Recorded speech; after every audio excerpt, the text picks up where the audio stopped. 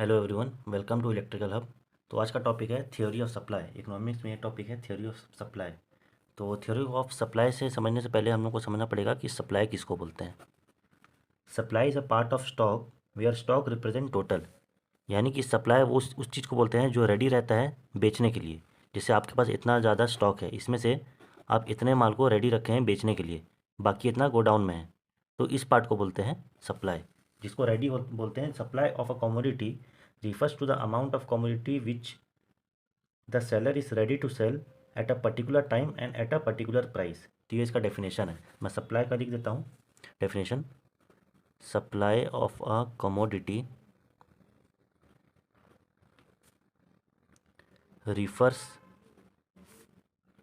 to the amount of commodity। यहाँ commodity मतलब कि गुड्स, कोई भी प्रोडक्ट या सर्विस को हम लोग कमोडिटी बोलते हैं इकोनॉमिक्स के लैंग्वेज में।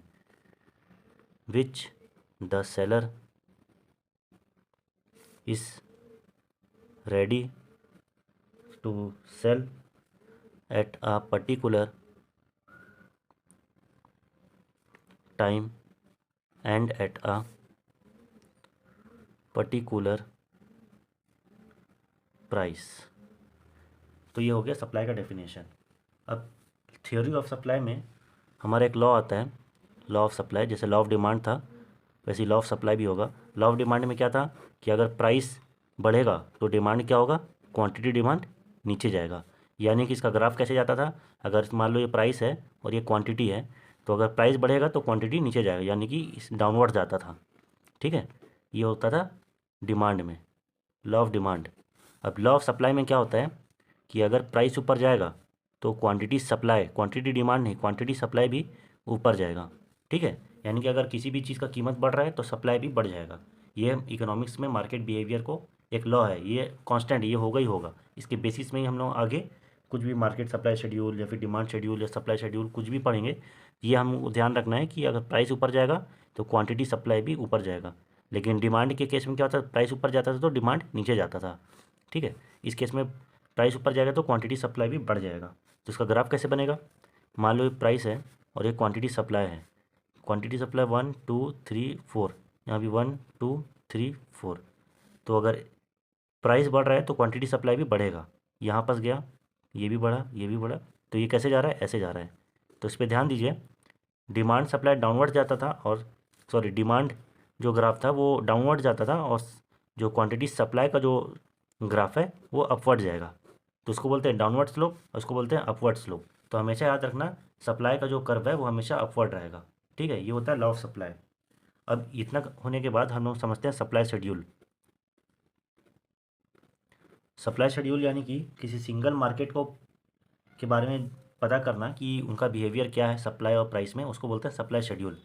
मान लो यहाँ पास प्राइस है 10 11 12, प्राइस बढ़ रहा है। ठीक है, तो क्वांटिटी सप्लाई क्या होगा, वो भी बढ़ेगा।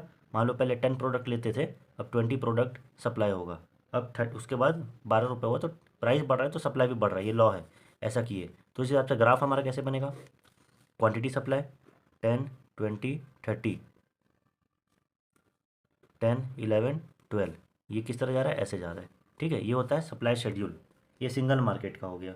अब यहीं पे अगर मार्केट शेड्यूल हम लोग को पता करना है तो मार्केट शेड्यूल, इसमें क्या होता है, पूरे मार्केट का हम सप्लाई और प्राइस का डेटा निकालेंगे। तो मार्केट शेड्यूल कैसे निकालेंगे, इसका बिहेवियर बोलेंगे, इसका डेफिनेशन बोलेंगे। It shows behaviour of all the supplier supply taken together at a various prices. मान लो यहाँ पास प्राइस 10 11 12 बढ़ रहा है और बहुत सारे सप्लायर हैं, सप्लायर ए, सप्लायर बी, सप्लायर सी। तो इसने बढ़ाया 10 रुपये, 10 आइटम बढ़ा, 10 रुपये में 10 आइटम बेचता था। ठीक है, सप्लाई करता था। फिर 11 रुपये हुआ, 11 रुपीज़ हुआ, तो ये 20 हो गया सप्लाई। उसके बाद फिर ये 30। वैसे ही बी का जो बिहेवियर था, इसी में उसने 20 बढ़ा दिया, फिर 30 बढ़ा दिया, फिर 40 कर दिया, और इसने 60 90 120 कर दिया 12 रुपये में। तो इसका कैसे जाएगा ग्राफ, प्राइस 10 11 12, और यहाँ पास करेंगे 10 20 30 40 50 60 70 80, वहाँ ये पूरा 120 तक जाएगा। तो इसमें 3 ग्राफ बनेंगे टोटल। ठीक है, 10 20 30। लेकिन हाँ, 3 ग्राफ बनाने से अच्छा अगर हम तीनों को ऐड कर दें 10 20 कितना हो जाएगा ये 90, 90 प्लस 30 120 प्लस 20 140, और 120 प्लस 160 160 प्लस 30 170। तो यहाँ पास हम लोग ये कर सकते हैं कि नीचे लिख दिए 50 100 150 200, ये ऐसे ही रहेगा।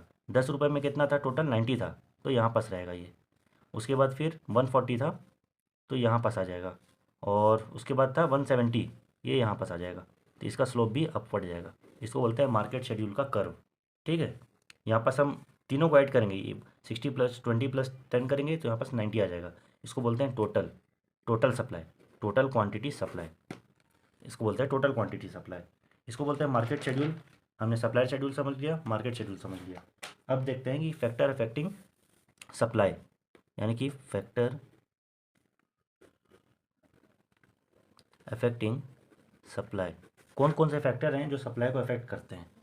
पहला है प्राइस ऑफ कमोडिटी। देखते हैं कि जो सामान है जो भी सप्लाई हो रहा है उसकी प्राइस पे डिपेंड करता है सप्लाई। ठीक है, दूसरा है प्राइस ऑफ फैक्टर इनपुट।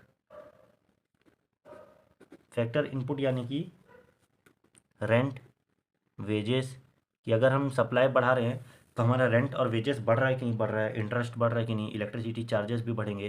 तो factors of prices of factor input, कीमत जितनी बढ़ती है उस पर भी सप्लाई का कम ज़्यादा, मैं ये नहीं कहूँगा कि बढ़ता है या कम होता है या फिर कोई पर्टिकुलर कब चेंज होता है, सप्लाई चेंज होता है, फैक्टर अफेक्टिंग सप्लाई।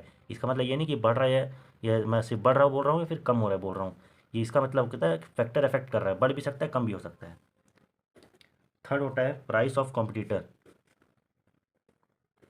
मान लो अगर कॉम्पिटिटर जो है उसने प्राइस बहुत कम कर दिया है, तो जाहिर सी बात है हमारा प्राइस जो है उसमें तो सामान ज़्यादा बिकेगा नहीं, तो सप्लाई कम हो जाएगा, तो प्राइस ऑफ कॉम्पिटिटर। फोर्थ आता है इसमें other economic factor. Other economic factor, other economic factor यानी कि मान लो इकोनॉमिक फैक्टर जैसे कि ट्रांसपोर्टेशन चार्ज बढ़ गया तो उस हिसाब से बहुत लोग सप्लाई कम कर देते हैं, या फिर महंगा कर देंगे, महंगा कर देंगे तो सप्लाई ऑटोमेटिकली कम हो जाएगा या फिर बढ़ जाएगा। 5 आता है टेक्नोलॉजी। मान लो मेरे पास एक प्रिंटिंग मशीन है, जिस प्रिंटिंग मशीन एक छोटा प्रिंटिंग मशीन है जिसमें मैं 1 घंटे में 100 ही प्रिंट आउट कर सकता हूँ या 1000 प्रिंट आउट कर सकता हूँ। मान लो मेरे पास 2-3 मशीन होते या फिर एक बड़ा जेरोक्स मशीन होता जिसमें मैं 1 घंटे में 10,000 प्रिंट कर पाता, यानी कि अगर मैं ज़्यादा प्रोडक्ट करूँगा प्रोड्यूस करूँगा तो मैं ज़्यादा सप्लाई कर सकता हूँ। तो टेक्नोलॉजी पे भी बहुत ज़्यादा इफेक्ट पड़ता है सप्लाई का। अब है last taxation and subsidy. Taxation और सब्सिडी, सब्सिडी यानी कि जिसमें हम लोग को सरकार या फिर किसी भी ऑर्गेनाइजेशन के थ्रू थोड़ा कट ऑफ मिलता है या फिर एग्जम्पशंस मिलता है, उसको बोलते हैं सब्सिडी। टैक्सेशन यानी कि चार्जेस, कितना चार्ज लग रहा है उस पर डिपेंड करता है कि हम सप्लाई बढ़ाएंगे या कम करेंगे। ये कुछ फैक्टर्स थे जो इफेक्ट करते हैं सप्लाई को, इसी को बोलते हैं सप्लाई फंक्शन भी। मान लो अगर सप्लाई फंक्शन आपसे पूछ दिया, इन सबको ऐड करके क्या बोलेंगे supply function, SX equal to PX, price of commodity को PX बोलते हैं, फिर PF यानी कि प्राइस ऑफ फैक्टर इनपुट, उसके बाद फिर प्राइस ऑफ कॉम्पिटिटर, ये तीन हो गए PX PF P। उसके बाद फिर अदर इकोनॉमिक फैक्टर को OF बोलेंगे, उसके बाद फिर अदर टेक्नोलॉजी को T और टैक्सेशन और सब्सिडी को S। इसको बोलते हैं सप्लाई फंक्शन। ये सबको मैथमेटिकल एक्सप्रेशन में अगर हम इंक्लूड करेंगे तो इसको बोलते हैं सप्लाई फंक्शन। तो ये था पूरा थ्योरी ऑफ सप्लाई, जिसमें हम लोग स्टार्टिंग में डेफिनेशन ऑफ सप्लाई पढ़े, लॉ ऑफ सप्लाई पढ़े, फिर सप्लाई शेड्यूल, उसके बाद फिर मार्केट शेड्यूल, फिर factor affecting supply. Thank you so much.